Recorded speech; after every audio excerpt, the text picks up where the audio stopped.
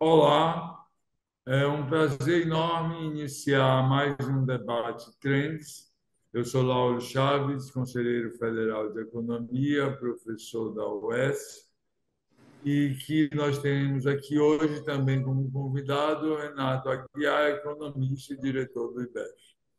Hoje nós estaremos debatendo de uma forma ampla e geral o cenário econômico para o Brasil e para o Ceará, aquilo que nós podemos esperar, os riscos e as oportunidades existentes.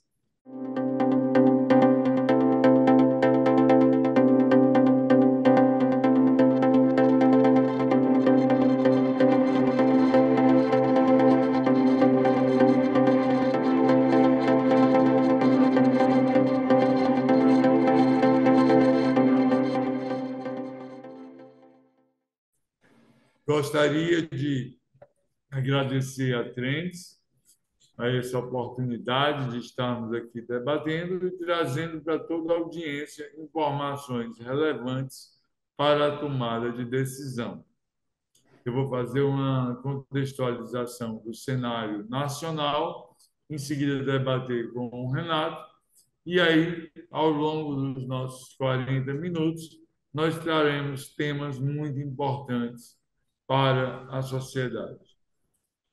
Quando nós olhamos o cenário econômico, nós temos que pensar das perspectivas de crescimento da economia. Para isso, nós temos alguns grandes gargalos, que nós podemos falar principalmente da questão geopolítica internacional, das pressões inflacionárias e dos controles das contas públicas, que, por sinal, foi apresentado essa semana a proposta do novo arcabouço fiscal. Esses gargalos precisam ser resolvidos para que o Brasil retome o crescimento econômico de uma forma mais vigorosa e que isso represente cada vez mais oportunidades para as nossas empresas. Então, em relação a esses gargalos da geopolítica internacional, da ameaça inflacionária e do controle das contas públicas, nós podemos focar nesses três pontos o debate do cenário nacional, para depois, na segunda metade do nosso cenário Trends, nós podemos debater o cenário estadual. Bem-vindo, Renato. A atenção é toda sua em relação a esses três pontos: a geopolítica internacional em relação ao Brasil, a ameaça inflacionária que isso acarreta e o controle das contas públicas. O que nós podemos esperar desse cenário internacional? É um prazer participar aqui do Momento Trends, né? Na discussão de temas, né, tão importantes, tão relevantes, né, para o Brasil e o nosso Estado, tá certo? No que concerne a próximos passos, a orçamentação, a definições estratégicas, né? Muito bem delineados aí nesses três grandes grupos, né? Eu entendo que realmente são pontos nevrálgicos aí para análise, né, de qualquer perspectiva de cenário, tanto para o país como para o Estado, né? O cenário internacional, né, de certa forma, parece, né, arrefecer um pouco, né? Muito embora as tensões geopolíticas e a guerra da Ucrânia ainda continue, né, infelizmente, na minha opinião, uma irracionalidade, né, que está trazendo problemas, né, principalmente com relação à questão do abastecimento, inflação, aumento da taxa de juros e, por que não dizer, uma certa preocupação em função de um quadro de recessão mundial e que, com certeza, se vier, né, e a depender da intensidade, terá efeitos negativos tanto para o país como para o Estado, né? De uma forma geral, a impressão é de que as cadeias de fornecimento, né, aparentemente, começam a se recuperar, tá certo? Então, processos, rupturas, né, no fornecimento de matérias-primas e tal, a gente já percebe um processo de regularização, digamos assim, o que é positivo, né? O movimento inflacionário, aparentemente também, tanto na zona do euro como nos Estados Unidos, dá sinais, né, de uma estabilização, de uma tendência de redução. De certa forma, graças ou devido aí ao aumento da taxa de juros, né, que traz efeitos colaterais bastante prejudiciais, né, que devam ser acompanhados, né? A exemplo aí nos Estados Unidos, com bancos, né, que foram liquidados em função do descompasso, né, nas taxas, uma vez que houve um aumento muito vigoroso, né, na taxa básica americana, e os bancos tinham carteiras, né, longas, que acabaram gerando descompasso e prejuízo, né? A expectativa é de que isso esteja sob controle, né? No caso brasileiro, discussões, né, intensas aí em relação ao atual patamar da taxa Selic, né? Acho que praticamente é um consenso que a taxa está muito elevada, né? E que está prejudicando de uma forma golpiosa aí o empreendedorismo e a atividade empresarial, né? Já com movimentos aí contundentes de aumento no processo de RJ, né? O problema recente com as lojas americanas, e a expectativa é que, com a manutenção da taxa Selic no atual patamar, né, ou seja, essas ocorrências elas se perpetuam. Então, há aí realmente uma expectativa em relação à redução da taxa Selic, né, bem como em relação aos Estados Unidos, no tocante ou à interrupção, né, acho que já percebida, digamos assim, no processo de aumento na taxa básica, e aí, enfim, condições para redução, talvez no segundo semestre, né? A depender justamente da inflação, né? Do controle da inflação, das próximas aferições, medições em relação aos índices inflacionários, né? Bem como a distribuição em relação aos itens pesquisados e ao núcleo dessa inflação. O terceiro ponto que você colocou, né,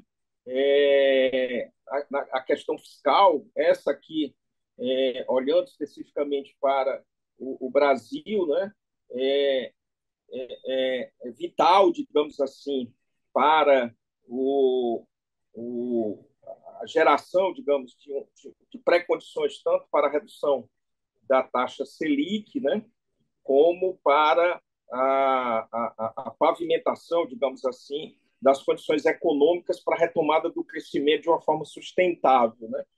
Na mesa aí a gente já tem uma proposta de arcabouço fiscal, né, que passa a ser avaliada pelo Congresso.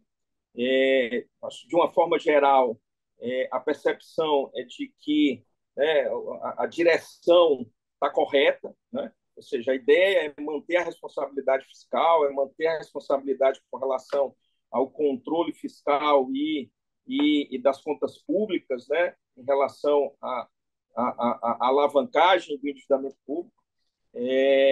A discussão agora passa a ser mais técnica, digamos assim, em relação ao como, né? Fazer com que o arcabouço ele seja execuível, né? Mas, de uma forma geral, essa responsabilidade associada à necessidade de alguma flexibilização para fomentar o crescimento econômico, eu entendo como já um consenso, digamos assim, em relação aos agentes econômicos, né? Só complementar aqui, é muito importante tratar nesses pontos que você colocou. Primeiro, que o combate à inflação e o controle das contas públicas, isso, na verdade, nós dividimos em dois temas para efeitos didáticos.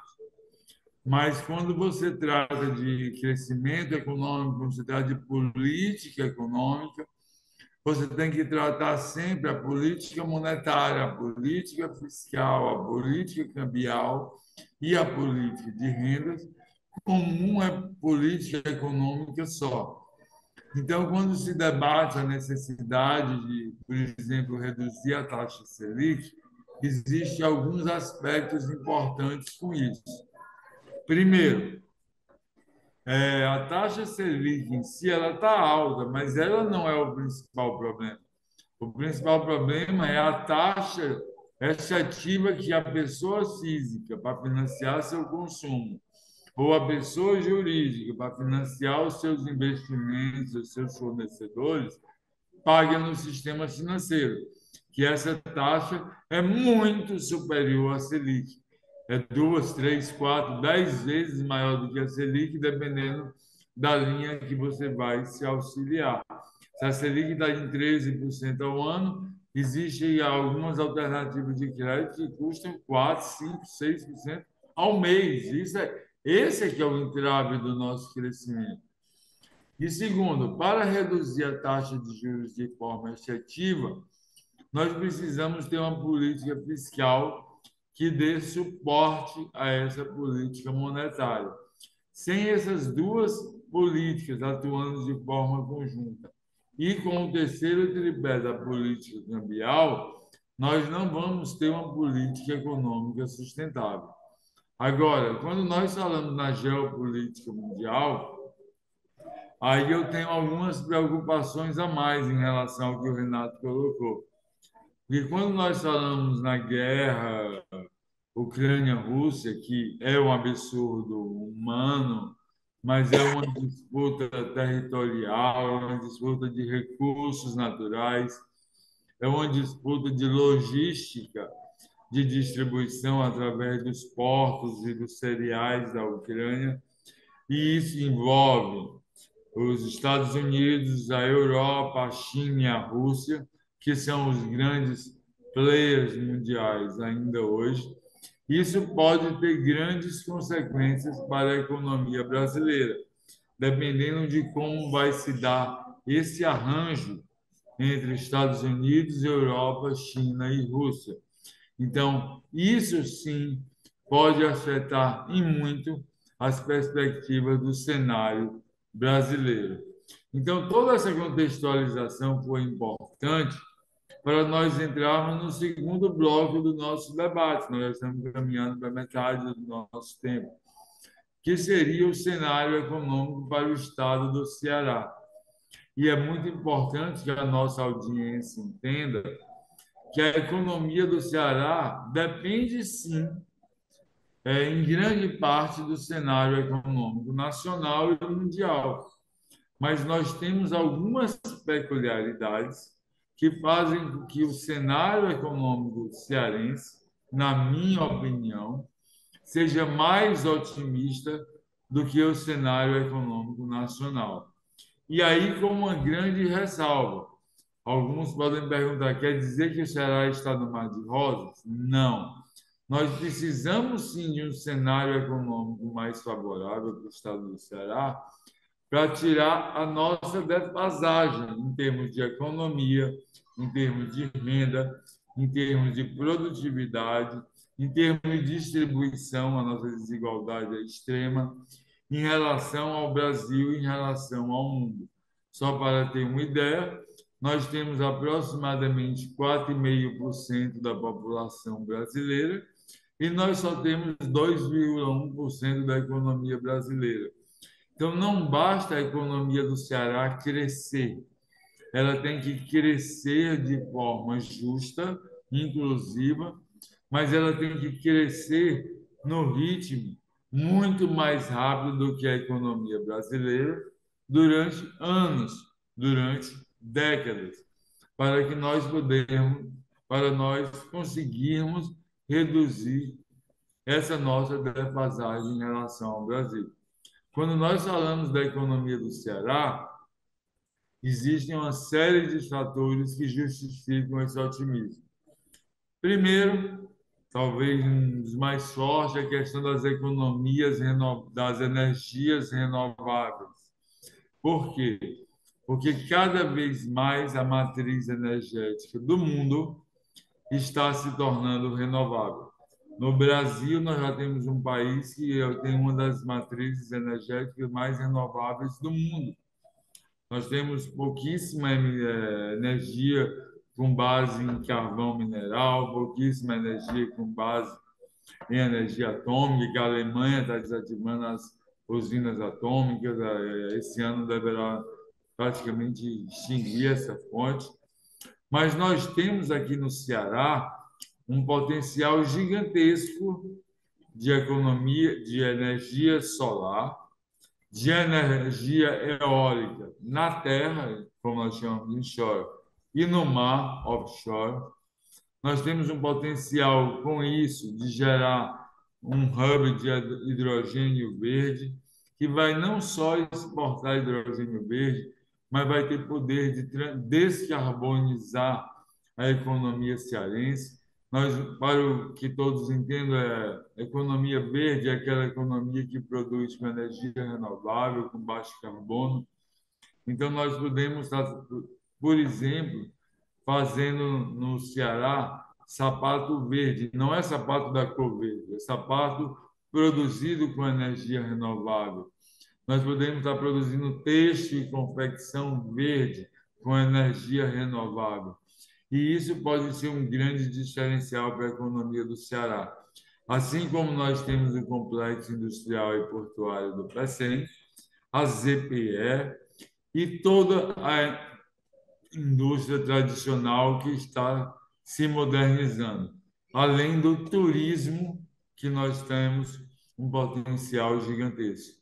Então, nós falamos em alguns pontos que fazem com que, na minha visão, o cenário econômico do estado do Ceará seja muito mais promissor até do que o cenário econômico brasileiro. E aí eu passo a palavra para o Ricardo, o Renato, para complementar essas observações iniciais.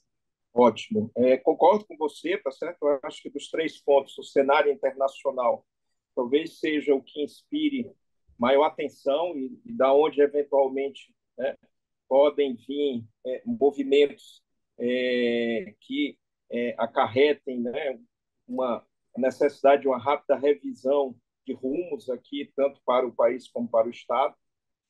Você bem colocou realmente a questão da taxa Selic, né?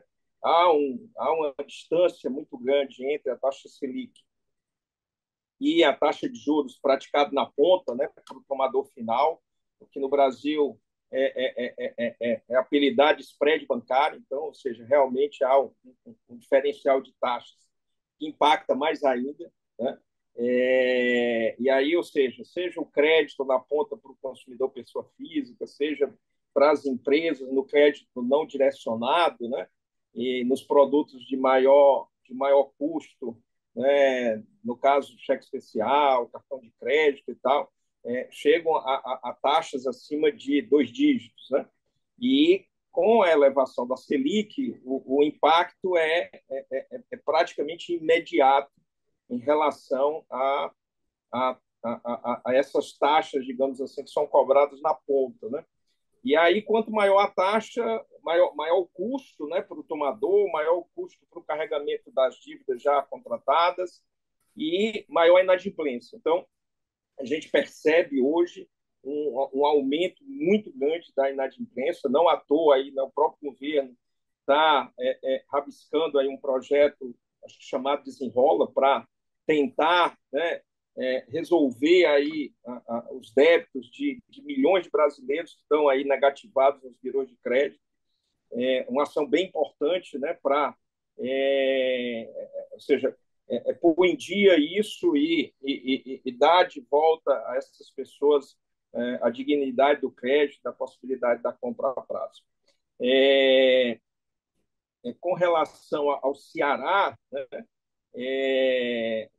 eu também concordo com você. Eu acho que o nosso ambiente aqui é um pouco mais favorável, né, digamos assim, do que o do país, né, pelos pontos que você elencou, né, frisando bem que não é assim, nós não estamos em berço esplêndido nem imunes, né, a descompassos em relação ao cenário internacional, bem como aos movimentos aí do governo federal, né, no tocante a todas as reformas que estão postas, né, tanto na aprovação do arcabouço fiscal, detalhamento e aprovação, bem como as reformas estruturantes aí, principalmente a tributária, né, que assim pode vir em duas fases, né?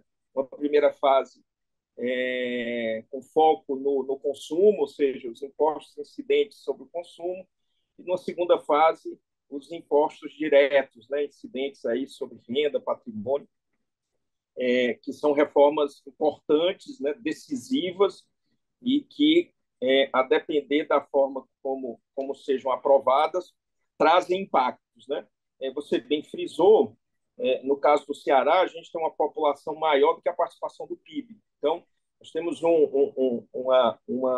uma diferença regional, né, a ser recuperada, e isso vai implicar forçosamente em anos a fio de taxas de crescimento acima da taxa do país, para a gente romper, digamos assim, esse ciclo. De certa forma, conseguimos avanços, né, a partir de incentivos fiscais, né, trouxeram indústrias para o Estado e uma série de atividades econômicas, né, e esses incentivos fiscais vão ter que ser revisitados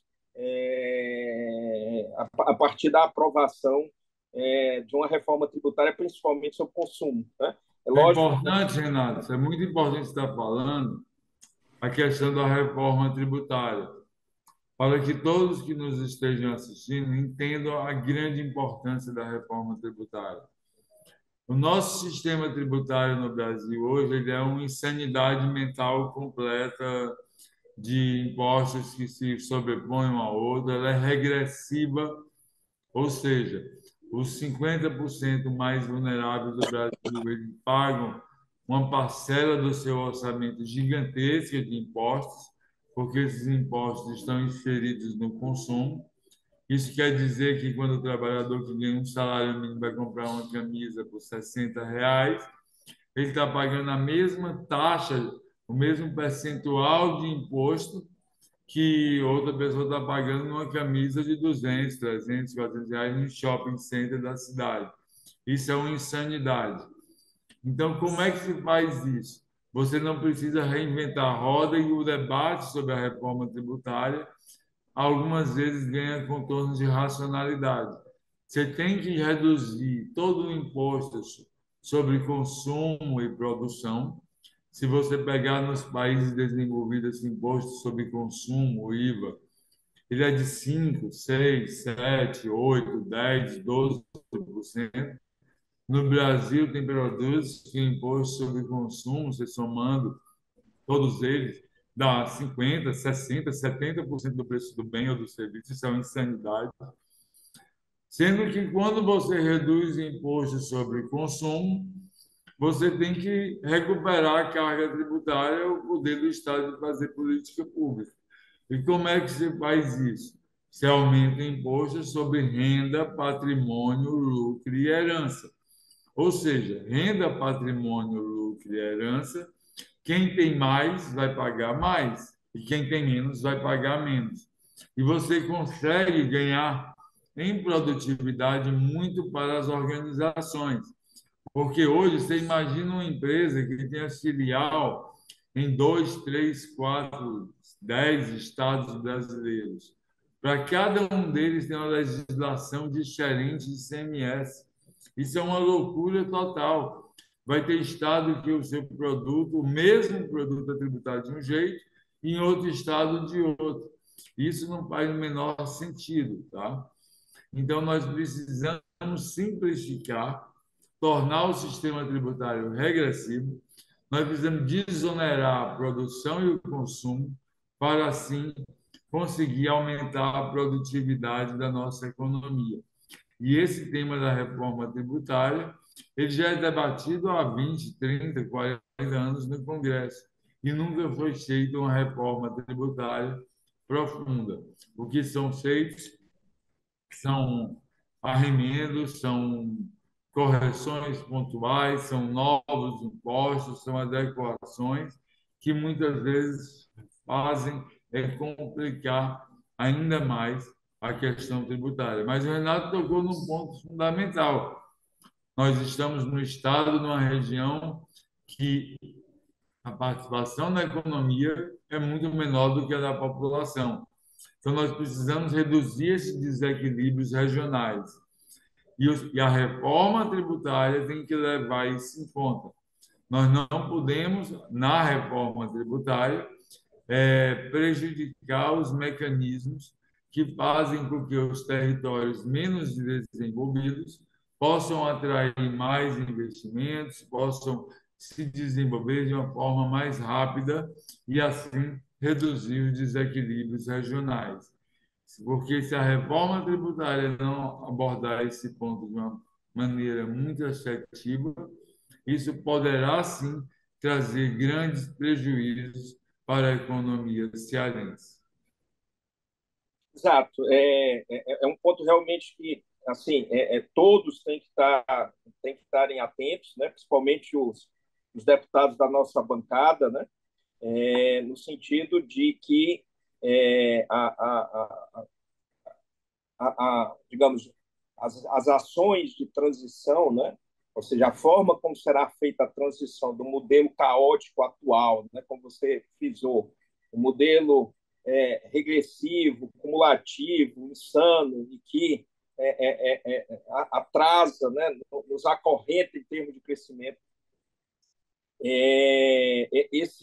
Essa transição ocorra de uma forma faseada, né? Bem pensada, para que não inviabilize, não gere uma desindustrialização, uma saída de investimentos e ou atividades que hoje atuam tanto no Estado, né, principalmente no Nordeste, e por que não falar na própria Zona Franca de Manaus, talvez a mais atingida pelo movimento. Então, a transição do processo tem que ser muito bem pensada, muito bem feita, para exatamente não prejudicar o Estado, né? Do que você falou sobre potencialidades, eu concordo, né? Avançamos muito na parte de energias renováveis, solar, eólica, né? O hidrogênio verde agora é uma realidade, né? Já com um projeto piloto implantado, né? no Porto do Pecém, já com uma série de intenções já assinadas, né? Então, algo que vai impulsionar bastante o Estado, né? Os hubs, você citou o hub portuário com o Porto do Pecém e a ZPE, né? Assim, um grande ativo do Estado, o hub aéreo e o hub da internet, né? Então, são vantagens competitivas que o Estado tem, inclusive envolvendo a questão logística, porque estamos, né, muito próximos tanto da África, Europa, como Estados Unidos, né? E os operadores são operadores mundiais que têm toda a condição de alavancar a nossa economia, né? O aéreo foi um tanto prejudicado pela pandemia, né? Mas eu entendo que agora, com a retomada do turismo, das atividades e tal, a gente volta para um ciclo virtuoso, né? No sentido da atração de turistas e da recomposição da malha aeroportuária, no sentido de voo direto, né? Ligando o Fortaleza ao mundo, né? E trazendo turistas para o Estado, naquela sistemática onde ele pode descer e passar um período na nossa capital, no nosso estado, retomando o voo para o destino final, né? Dois pontos eu adicionaria, né? O Ceará vem, né, de uma série de governos, digamos assim, encadeados, né, que deram continuidade com visão de longo prazo, que deram continuidade a esses projetos estruturantes e que agora a gente usufrui as benés dessa política continuada, digamos assim, né, com a análise, né, com o pensar do Estado, por que não dizer do município, de longo prazo, né, com diretrizes que passam a ser implementadas pelos governos, né, que eleitos. Então, por conta disso, as contas públicas do Estado, né, vêm em situação normalmente melhores até do que a do país, né? E a taxa de investimento aqui, uma das maiores dentre os outros estados da federação. Isso é muito positivo, tá? E, digamos, alicerça aí o seu comentário de que o Estado teria uma condição diferenciada, né, de crescimento, né, a partir de um cenário benigno, né, que seria controle da inflação, a possibilidade de redução da taxa de juros a partir do segundo semestre, a aprovação do arcabouço fiscal, né, a aprovação de uma reforma tributária, né, bem pensada na sua implementação, na sua fase de transição.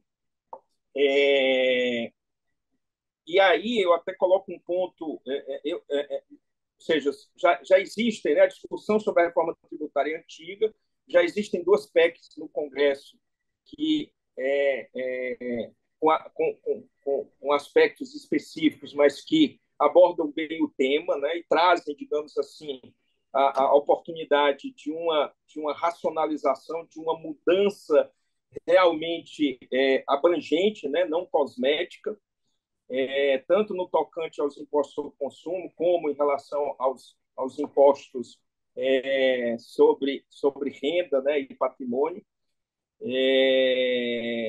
Mas, de uma forma geral, eu entendo que isso deva ser bem discutido, tá certo?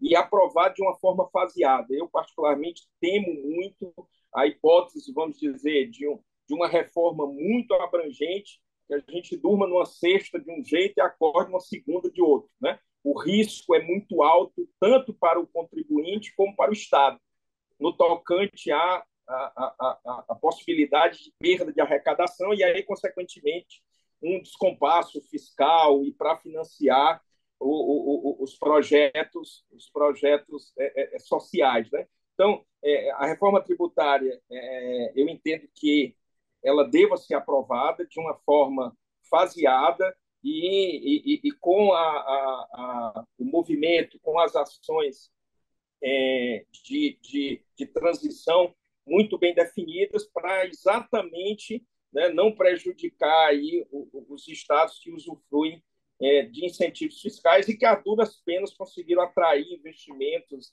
da indústria e atividades E é econômicas por conta importante, disso. Renato, na questão dos incentivos fiscais, que nós temos que reforçar que para o estado do Ceará, nós temos uma defasagem, um desequilíbrio em relação ao resto do país em economia e PIB. Mas dentro do estado do Ceará, nós também temos graves desequilíbrios regionais. Existe uma macrocefalia da região metropolitana de Fortaleza, tanto no que se refere à economia, como no que se refere à população e oportunidades. E nós temos alguns centros regionais importantes no interior do estado, vou citar alguns, não tem como citar todos, mas nós temos na Zona Norte, Sobral, nós temos no Sertão Central, Quixadá e Xeramubim, no Cariri, Carajubá, o Cariri é muito forte, no Centro-Sul a questão de Iguatu, Icó, Oroz, Jucás, e nós temos na zona, no Médio Jaguaribe, no Baixo Jaguaribe. Mas a economia cearense é muito concentrada na região metropolitana de Fortaleza. Então, ao mesmo tempo que nós temos que fazer a economia cearense se desenvolver de uma forma mais rápida que o Brasil, nós precisamos reduzir esses desequilíbrios regionais dentro do estado do Ceará, porque nós temos que trazer mais oportunidades econômicas e de qualidade de vida em todo o nosso território. E nós temos grandes potencialidades nas zonas que eu falei, Zona Norte, Zona Cariri, Centro-Sul, Ibiapaba, Maciço de Baturité, Baixo Jaguaribe, Inhamuns. Em cada um deles, nós temos vocações econômicas muito particulares.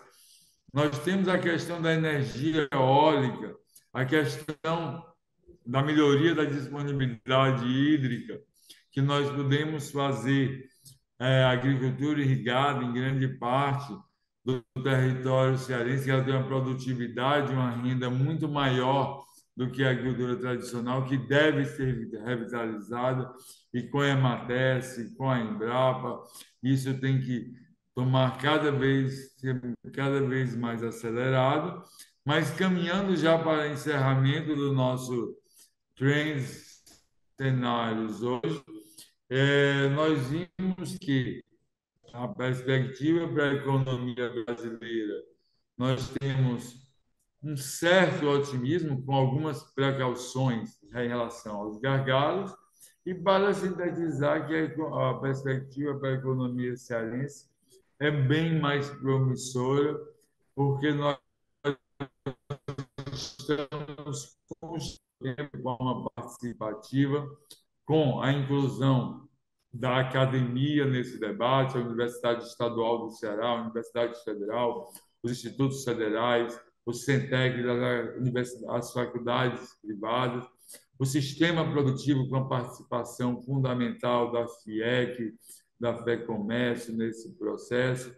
Nós temos o sistema S, que no estado do Ceará funciona muito bem, SEBRAE, SENAI, SESI, SENAC, SENAR, SENACH, eles funcionam de forma efetiva na capacitação do trabalhador. E nós temos que, antes de tudo, colocar a força do cearense com seu empreendedorismo, que ele tem movimentado, mas nós precisamos muito mais, porque nós precisamos crescer de forma mais rápida do que o Brasil. Então, eu passo a palavra para o Renato, que ele tem um minuto, não mais que isso, para as suas considerações finais. E o cenário Trends, após as considerações finais do Renato, se encerra hoje com mais essa grande contribuição para a tomada de decisão nas nossas organizações, para a informação dos nossos profissionais e das pessoas físicas. Renato, um minuto para você fazer suas considerações finais. Eu concordo com você, tá certo? Assim, resumidamente, a minha avaliação também é otimista, é positiva, né? Com a ressalva em relação à questão do cenário internacional. O Estado tende a alavancar, né? Ou seja, o cenário internacional ajudando, né? A questão da guerra arrefecendo e a taxa de juros, ela havendo condições de redução, né? E essa perspectiva de recessão mundial, ela se dissipe, né? Com assertivas atuações do governo federal no tocante ao arcabouço fiscal, à reforma tributária, né, ao equilíbrio fiscal, a gente tende aqui no Estado a usufruir, a alavancar e a catapultar esse cenário, né, em termos de novas oportunidades, uma taxa de crescimento mais pujante, talvez até maior do que a do país, como, de certa forma, as previsões já sinalizam, né? Então, como recado, digamos assim, como insight, né?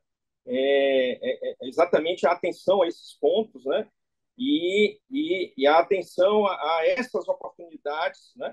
A esses potenciais aqui do estado do Ceará, que estão latentes, estão aí, né? E que, com certeza, trarão, né?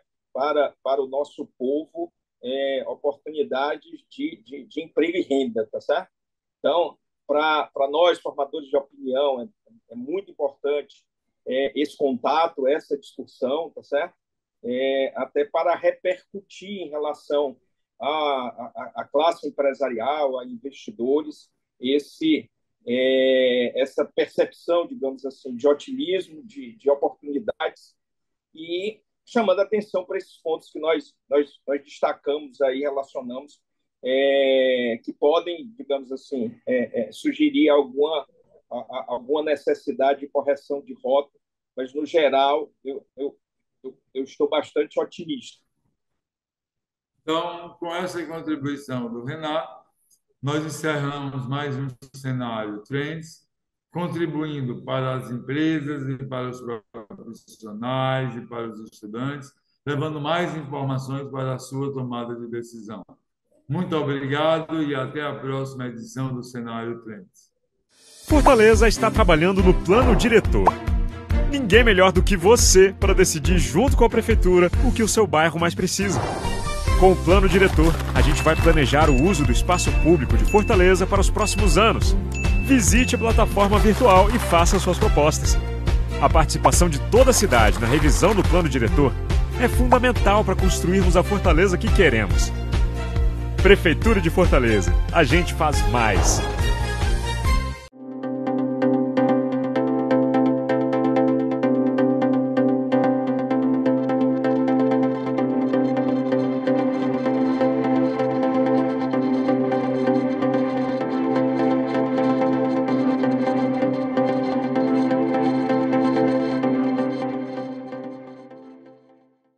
Inscreva-se no nosso canal, ative o sininho e fique por dentro dos melhores conteúdos.